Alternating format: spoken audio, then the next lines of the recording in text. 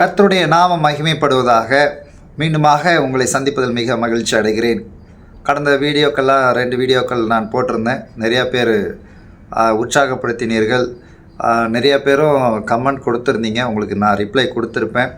இந்த நாளில் கூட வேதத்தில் இருந்து நம்ம ஒரு பகுதியை சிந்திப்போம். பொதுவாக நம்முடைய வேதாகமத்தில், தமிழ் வேதாகமத்தில் அடைப்புக்குறி என்று இருக்காது. ஆனால் ஆங்கில வேதாகமத்தில் அடைப்புக்குறி என்று ஒன்று இருக்கும். அதாவது அடைப்பை குறி என்றால் ஒரு வசனத்தை முன்பதாக ஒரு பிராக்கெட் போட்டு அடுத்ததாக அந்த வசனம் எங்கே முடியுமோ அங்கே ஒரு பிராக்கெட் போட்டிருப்பாங்க.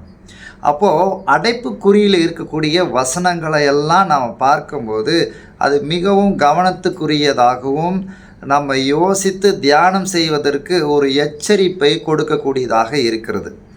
நான் சொல்ல வரக்கூடிய விஷயம் என்னவென்றால், நம்முடைய தமிழ் வேதாகமத்தில் அப்படி அடைப்புக்குறி இருக்கிறதான்னு கேட்டால் இல்லை என்று தான் நான் சொல்லுகிறேன். ஒரு சில இடங்களில் போட்டிருக்கிறாங்க. ஆனால் ஆங்கில வேதாகம் NKJV என்ற ஆங்கில வேதாகமத்தில் இந்த அடைப்புக்குறி இருக்கிறது. சரி, அப்படி அடைப்புக்குறி இருக்கக்கூடிய ஒரு பகுதியை தான் இந்த நாளில் நம்ம சிந்திக்க போகிறோம். அது என்ன வேத பகுதி அப்படின்னு சொன்னால், மார்க் எழுதின சுவிசேஷ நூல், மார்க் எழுதின சுவிசேஷம். அது 16ஆம் அதிகாரம், கடைசி அதிகாரம் இருக்கு இல்லைங்களா? அந்த 16ஆம் அதிகாரத்தில் வரக்கூடிய 9வது வசனத்திலிருந்து 20வது வசனம் வரைக்கும் பார்த்தீங்கன்னா NKJV பைபிளில் அடைப்புக்குறி போட்டிருக்கிறார்கள். அப்போ அடைப்புக்குறி போட்டிருக்கிறார்கள்னா மிகவும் கவனித்து வாசிக்க வேண்டிய ஒரு நிலையாக இருக்கிறது. அப்போ பாருங்கள், மார்க் 16ஆம் அதிகாரம் 8வது வசனத்தில் ஒரு சம்பவத்தோடு முடிவடைகிறது. பெண்கள் பயந்து நடுங்குகிறதோடு அந்த சம்பவம் முடிவடைகிறது. அதுக்கு கீழே பார்த்தீங்கன்னா 9வது வசனத்திலிருந்து 20வது வசனம் ஒரு அடைப்புக்குறி இருக்கிறது. சரிங்களா? ஏன் இந்த அடைப்புக்குறி 9வது வசனத்திலேருந்து 20வது வசனம் வரைக்கும் இருக்கிறது? ஆனால் அதை நாம் சிந்தித்து பார்க்க வேண்டும். அப்படி என்றால் அதில் விசேஷ தன்மை ஒன்று இருக்கிறது.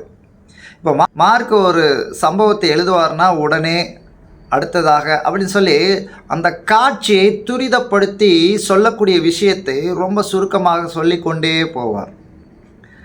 இங்கே 16ஆம் அதிகாரம் 8வது வசனத்தோடு மார்க்கு தன்னுடைய சுவிசேஷ புத்தகத்தை முடித்து கொள்கிறார். 8வது வசனத்தோடு முடித்து கொள்கிறார். மிகவும் ஆச்சரியமாக இருக்கிறது இல்லை? அப்புறம் எப்படிங்க இந்த 9வது வசனத்திலிருந்து 20வது வசனம் இருக்கிறது? நீங்கள் எந்த ஆதாரத்தோடு சொல்கிறீங்க அப்படின்னு கேட்டிங்கன்னா, 4ஆம் நூற்றாண்டிலே இருந்த மிகவும் நம்பகத்தன்மை வாய்ந்த கையெழுத்து பிரதிகள் 2 புத்தகம் இருந்தது. கோடெக்ஸ் வத்திக்கனாஸ், அடுத்ததாக சினட்டிகஸ். இந்த பழமையான கைப்பிரதிகளிலே மார்க்கு 16ஆம் அதிகாரம் 8வது வசனத்தோடு முடிவடைகிறதை உறுதிப்படுத்துகிறார்கள். அப்படி என்றால் மார்க்கு சுவிசேஷ புத்தகம் 8வது வசனத்தோடு முடிவடைகிறது. அவர் அப்படி தான் முடித்திருக்கிறார். அவர் எழுதியது 8வது வசனம் வரைக்கும் தான். அந்த 8வது வசனத்தை நாம் வாசிப்போம் என்றால், நடுக்கமும் திகிலும் அவர்களை பிடித்தபடியால் அவர்கள் சீக்கிரமாய் வெளியே வந்து கல்லறையை விட்டு ஓடினார்கள். அவர்கள் பயந்திருந்தபடியினால் ஒருவருக்கும் ஒன்றும் சொல்லாமற் போனார்கள். இந்த 8வது வசனத்தோடு முடிவடைகிறது. மார்க் 9வது வசனத்தையும் எழுதலை, 10வது வசனத்தையும் எழுதலை, கடைசியாக 20வது வசனம் வரைக்கும் அவர் எழுதவே இல்லை. அநேக அறிஞர்கள், வேத வல்லுநர்கள், அறிஞர்கள் என்ன சொல்லுகிறார்கள் என்றால், இது மார்க்குடைய அசல் கையெழுத்தில் வந்த பகுதி அல்ல என்று சொல்லுகிறார்கள்.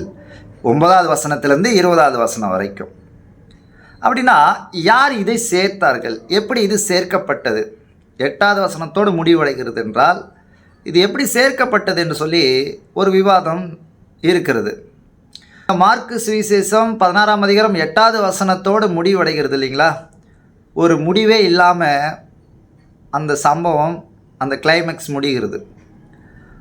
இதை என்ன செய்கிறார்கள் என்றால், ஒரு ஒரு முடிவு கொண்டு வரணும், இந்த வசனத்துக்கு அடுத்ததாக தொடர்ச்சியாக நாம் கொண்டு வர வேண்டும் என்று சொல்லி ஒரு குழுவினர் இந்த பகுதியை சேர்த்திருக்கிறார்கள்.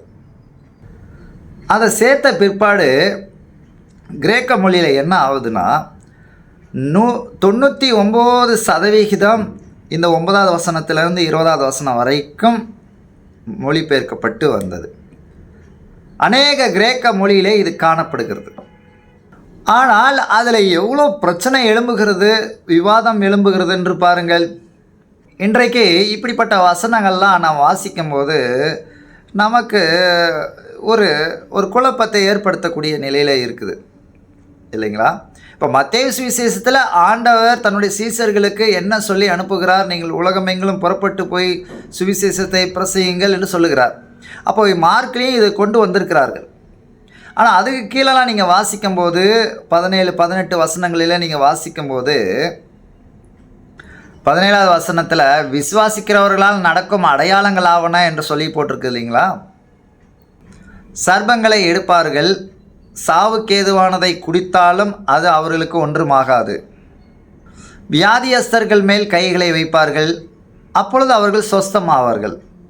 பிரியமானவர்களே, இந்த 17, 18 வசனங்களை இப்பொழுது நாம் நடைமுறைப்படுத்துவோம் என்றால் பெரிய ஆபத்திலே கொண்டு போய் விடும். பல மேலை நாடுகளில் இதை கடைப்பிடிக்கிறார்கள். அநேகர் மரித்தே போயிருக்கிறார்கள். விஷத்தை குடித்து, பாம்பை கையில் எடுத்து, இப்படியெல்லாம் மரித்து போயிருக்கிறார்கள். இன்றைக்கு இதை வைத்து கூட, இதை நம்பி கூட இன்றைக்கி அநேகர் செயல்பாட்டில் இறங்குகிறார்கள். அது மிகவும் ஆபத்தானது. ஆண்டவர் தன்னுடைய சீசர்களுக்கு அதிகாரத்தை கொடுத்து அவர்களை அனுப்பும்போது அவர்கள் அப்படி செய்தார்கள். ஆனால் அந்த அதிகாரத்தை இன்று நாம் செயல்படுத்துவோம் என்றால் ஆபத்தை கொண்டு வரும். கவனமாக இருப்போம். சில பேர் எனக்கு கமெண்ட் பண்ணியிருந்தாங்க, கடைசி நாட்களில் ஏன் இந்த மாதிரிலாம் எங்களை வசனத்தை காட்டி ஏமாற்றுகிறீர்கள் என்று சொன்னார்கள். நான் ஒரு விஷயத்தை சொல்லுகிறேன், நான் வேதத்துக்கு புறமானவன் அல்ல. கர்த்தராகிய இயேசு கிறிஸ்துவை விசுவாசிக்கிறவன், அவருடைய அடிச்சுவடுகளை பின்பற்றுகிறவன், அவரையே நான் சொந்த இரட்சகராக ஏற்றுக்கொண்டிருக்கிறேன். கர்த்தருடைய வருகைக்காக நான் காத்து கொண்டிருக்கிறேன். இந்த வீடியோவானது அநேகருக்கு நீங்கள் சென்ட் பண்ணுங்கள், அநேகருக்கு ஷேர் பண்ணுங்கள், அநேக விசுவாசிகளுக்கு, பாஸ்டர்களுக்கு ஷேர் பண்ணுங்கள். இன்றைக்கி அநேக இந்த வசனங்களை மேற்கோள் காட்டி வாழ்ந்து கொண்டிருக்கக்கூடிய, ஆண்டரை வைத்து பிழைப்பை நடத்தி கொண்டிருக்கிறவர்களுக்கு இது அனுப்பி வையுங்கள்.